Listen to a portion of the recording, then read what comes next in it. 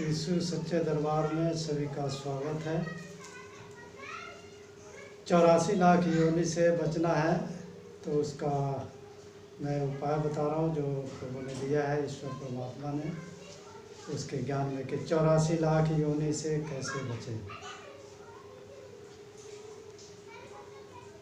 कई जन्म तो बनकर कीड़ा रेंग रेंग कर चलता रहा, तनिक न सोचा क्या थी हालत, सांप और बिच्छू बनता रहा।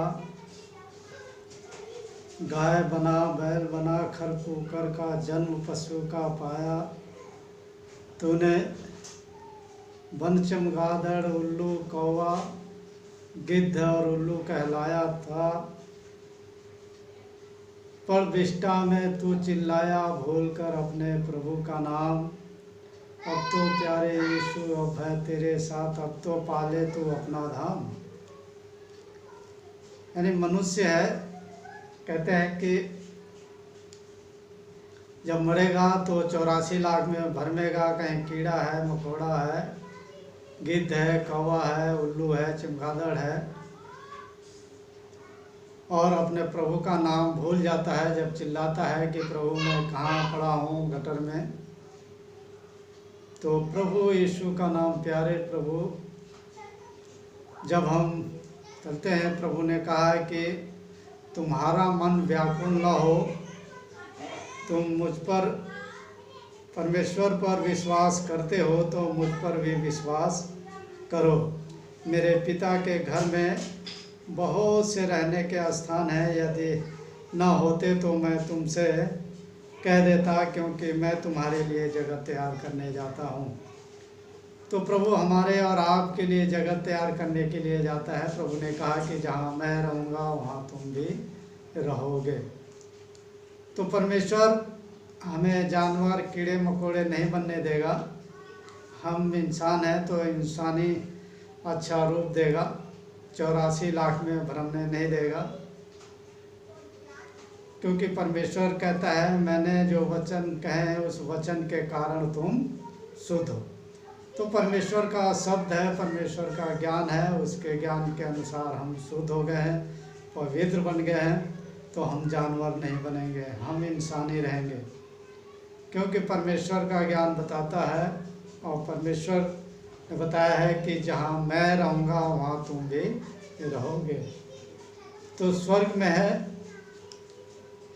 परमेश्वरी जो खुश आनंद देने वाला परमेश्वर है, हमारे और आपके लिए जगह तैयार करने के लिए गया है, और जब आएगा तो फिर से आपको और हमें उस स्वर्ग के महिमा में लेके जाएगा, क्योंकि परमेश्वर सनातन है, आदि से अनंत काल का परमेश्वर है जो आपको और हमें जीवन देने के लिए आया।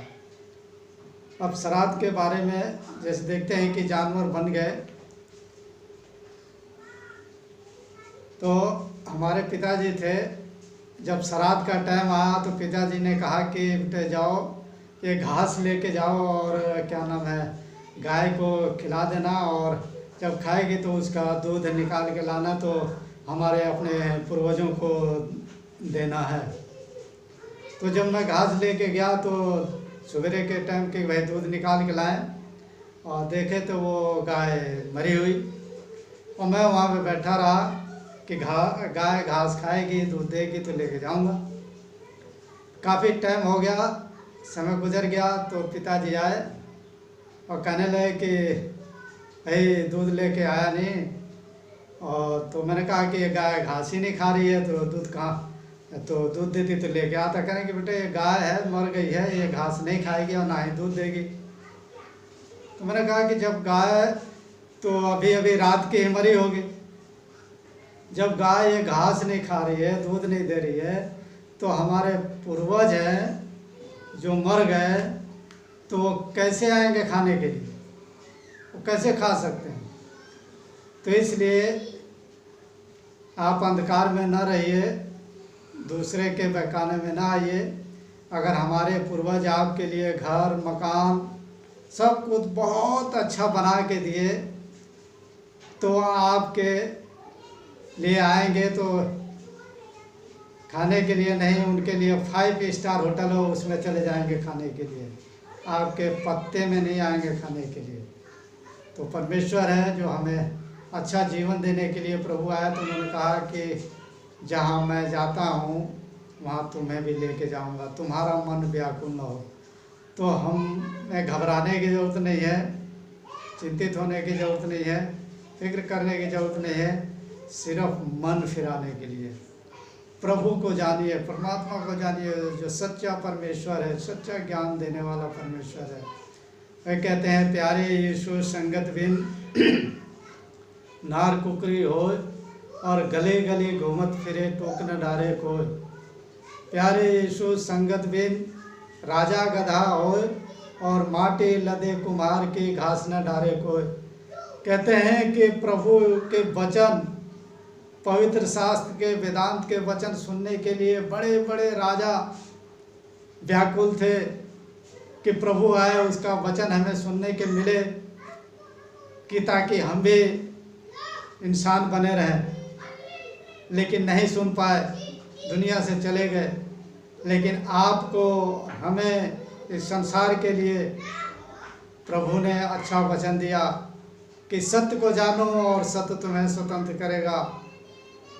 तुम आपसे जो मैंने वचन कहा है, तुम शुद्ध हो, पवित्र हो, अब तुम जानवर नहीं बनोगे, इंसान बने रहोगे। और जहाँ मैं जाता हूँ वहाँ तुम्हारे लिए भी जगह तैयार करने जाता हूँ। तो ईश्वर प्रभु जिंदा होकर स्वर्ग में उठा लिए गए और वहाँ पे आपके और हमारे लिए प्रभु जगह तैयार करने के लिए गए।